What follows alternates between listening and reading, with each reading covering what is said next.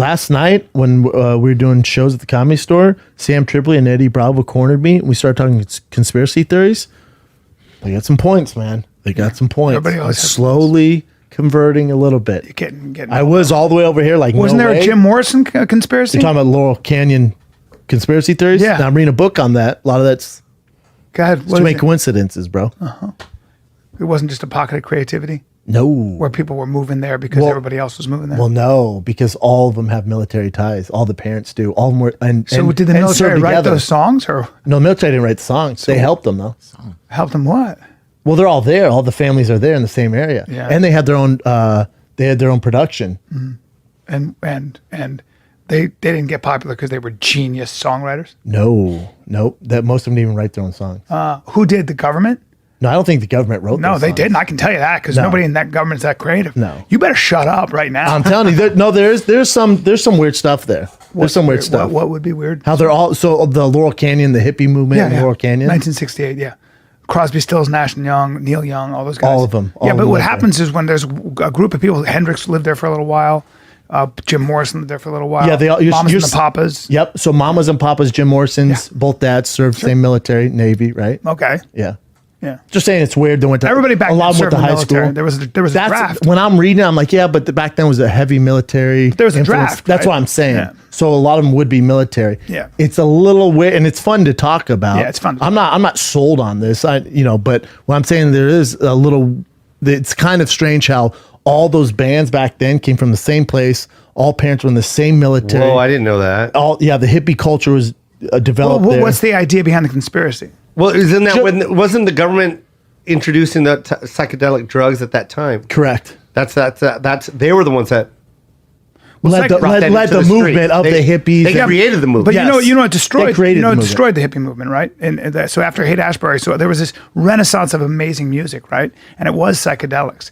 And then what destroyed the music, and they've been a great documentary on this, was heroin and cocaine, especially heroin. Once heroin came in, people like Lou Reed, who were so talented and so promising, the Pogues and all these people.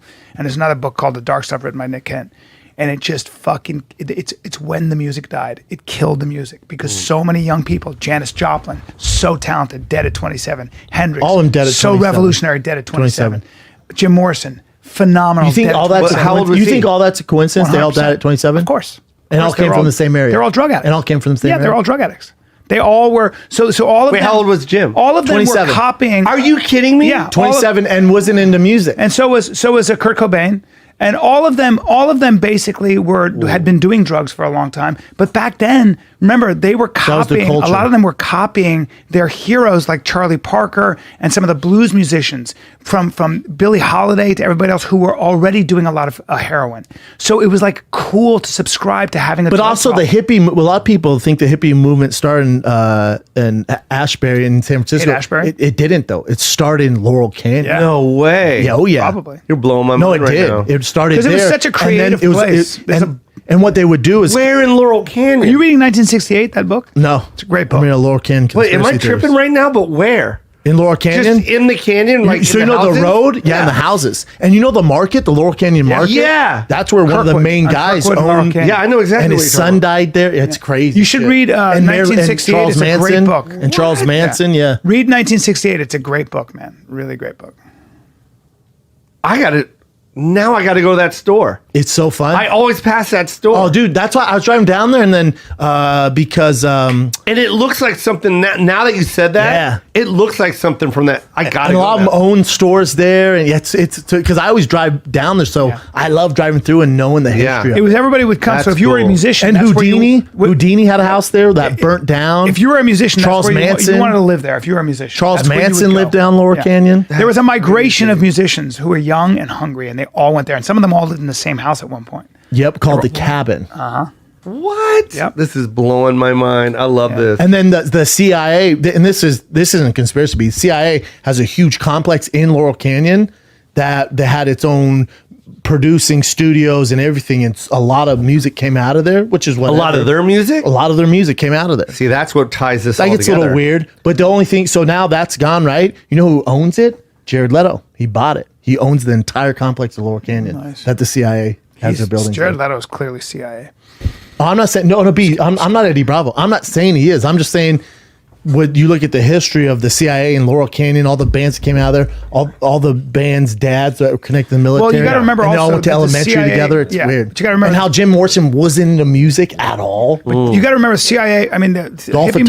Tonkin, his hippie father. wasn't? No. But This is who crazy. wasn't in- Jim This is Morrison blowing did my grow mind up right now. like a genius I musician. love this shit, bro. And here's the other I thing. will fall in a conspiracy Oh, Joe. wormhole, and I will stay up till Me 6 too. in the morning Me looking too. at that shit. I swear. But I don't go full into it. The only thing with Jim Morrison that is strange with it too is so he started to explode and people worked on his looks because he did have like he was in the military, so he had super military cut, right? So he started to get all the hippie movement, and then they would do live shows off Sunset. Well, he can't really, like, he's not a great singer. A lot of his guys can't even play the guitars very well, so the live shows suck dick. So his albums were great because a lot of it was, bells and whistles that they did in the Bubba, studio. can I just tell you something? Whoever's telling you this, No, this is a book. It's crazy. I'm just telling you In that. other words, Jim Morrison. I can show you live performances. I've watched him. He was unbelievable as a Yeah. frontman and so talented. For sure. Jim Morrison and the Doors were insane. Hey, no, B, you're missing the point. So you're getting defensive. I'm not getting defensive. I'm not a I'm saying. conspiracy theory. I'm saying when he first started out, all the bands, they couldn't sell tickets They were because the younger. performance was so bad. Sure, they were younger and they learned how to do it. But if you look at like how, I mean, they were just And what so else is weird is Jim revolutionary. Morrison in interviews would say his parents are dead. He didn't want any association with So the his dad hippie being in the movement though military. was so subversive, right? So the FBI and CIA, there was a real fear that there was a communist. There were communes. So there was a real red scare. Remember, this was during the height of the Cold War. Yeah. So there was a real concern that our youth were being corrupted by communist ideology, drugs, and all those things. So the CIA and FBI and the establishment found them very threatening. And then it culminated with fucking our boy Charles Manson killing all those people and trying to start a race war. And that created such a paranoia because that people realized this shit's real. You got hippies on psychedelics. That's where reefer madness and all this shit came along. And it was like, we got to put a stop to this. What's crazy to me with Charles Manson is he was a legit singer. Like he got in with the So he was part. You ever he hear was his all music? part of the music sound thing. the He fuck? lived with the Beach Boys. They actually were going to sign him a deal. When he got turned down by the record company, that's when he went crazy. That's when he's like, I'm gonna start killing people. He was a good-looking dude, young, good-looking fucking kid. Small, but like 5'4", crazy. yeah, but sexy. And they had music. I wouldn't say he was sexy, but Look him up. Look at young. he looked like shit. Good-looking before guy. I disagree. Before the swastika. Look at this. Yeah. Look at this. Watch this. Tell me if he's not a handsome. 5'4".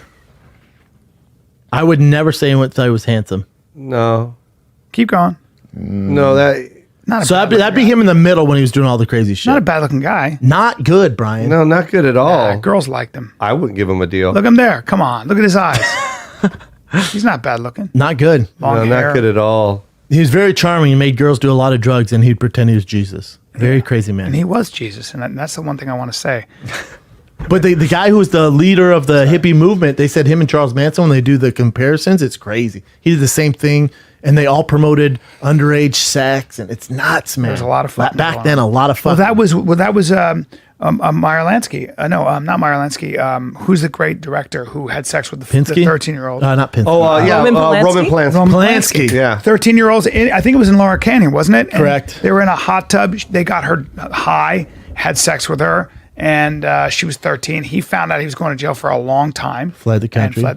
There was a lot of fucking that went on. A lot of Well, fucking. that hippie movement, they said the hippies would, so the Doors or whoever would play at these random clubs off Sunset, and that guy, I forget his fucking name. He's just like Charles Manson, but wouldn't kill people. Crazy as fuck.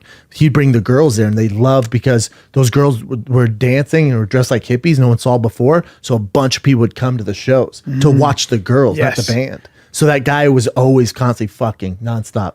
So he was just a lot. There was a lot of fucking that went on. Big old bushes too. Big old 70s bushes. You know what I'm saying, bro? Yeah, yeah.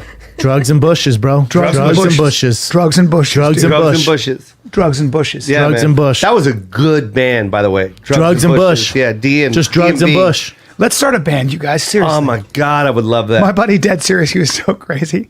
Johnny, he would go, he was so amazing. And we're driving, and he's like 50 at the time. And I'm like, I don't know, 37. We're driving, and he goes, dead serious. He goes, we should start a band. Yeesh. And I go, that's a really good idea, Johnny. Yeah. What would you play? He goes, I would sing. And I go, what would I do? He goes, I don't know. You move around. Move around. Play the fucking tambourine. I want to start a band with both of you. Dude, you know, Let's just go into Guitar Center. Just go in there, not knowing anything. You Just don't play- you don't let's play- start a band. No, you know what I like give to us do? some equipment. You know what I like to do? Tambourines. I like to go to a guitar center. I used to do this in college. I go in there, I grab the guitar and I'm like, yeah, this thing's fucking sweet, man. I just pretend I know what I'm doing. I just grab different guitars. I wish I could do that. You can. Wish I could play the piano. I'll tell you this right now. Yeah. Watch your tone. Okay. What's going to happen? What are you going to do? Use some of that boxing you've been doing? Don't you fucking disrespect.